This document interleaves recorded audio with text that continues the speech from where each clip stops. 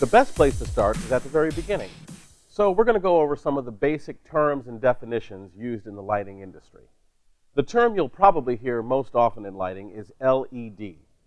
LED stands for light emitting diode. A diode is the small unit that glows or emits light when voltage is applied to it. We'll get into more detail about LED lights in a later lesson, but for now, know that LED lights are extremely energy efficient, they have very long lives, and they eliminate the need for duty cycles, which are the time periods that some incandescent lights are limited to staying on to prevent burning out. You'll also hear us say RGB a lot, or RGBA, and even RGBAW. This stands for red, green, blue, amber, and white, and often refers to the color generation process that combines these colors to make almost any other color. And when you combine these colors to make other colors, that's what's referred to as color mixing. And literally millions of colors are possible through color mixing. And the color mixing is very useful when you're trying to do things like match decor in an event space, but also if you're trying to get to a white color, but may only be using an RGB only fixture, red, green, and blue. In this case, all three colors mixed together at the same levels will produce a version of white. Some fixtures have what are known as color wheels built right into them. And a color wheel is a wheel that has different colored sections on it. And when the wheel is turned through the light's controls, the color changes. And you're definitely going to hear us talk about the term DMX a lot in your lighting journey. DMX stands for digital multiplex. And we'll be getting a lot more into DMX in later courses. But for now, DMX is a standardized digital protocol used to control the channels of some light fixtures. Okay, so what's a channel? Channels control functions or characteristics of a DMX fixture, such as pan, tilt, color, gobo, shutter, and so forth.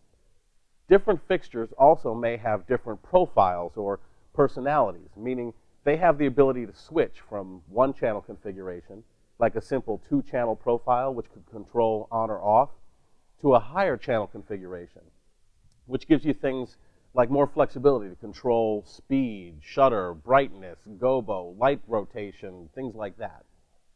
Gobos are small circular or square pieces of metal, glass, or even printed plastic that have silhouettes or patterns cut out of them or printed on them.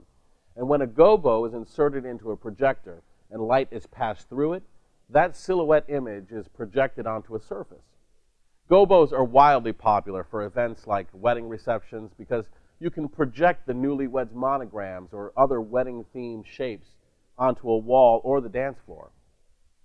Some fixtures have what are called gobo wheels in them. And gobo wheels are wheels that have different sections around them that hold a variety of different gobo shapes and patterns. When the wheel turns, it can create a really cool dynamic moving effect. You'll hear us refer to certain wireless technology too.